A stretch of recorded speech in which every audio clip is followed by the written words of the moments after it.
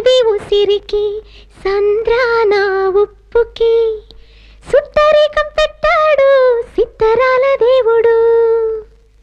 మబ్బులోని నీరుకి మట్టి చాటు వేరుకి వానవంత నేశాడు జాడలేని రాముడు.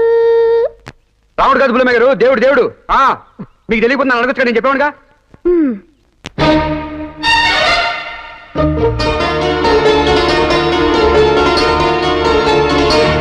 కోపం వస్తే మండుటెండ, మనసు మాత్రం వెండి కొండ. కోపం వస్తే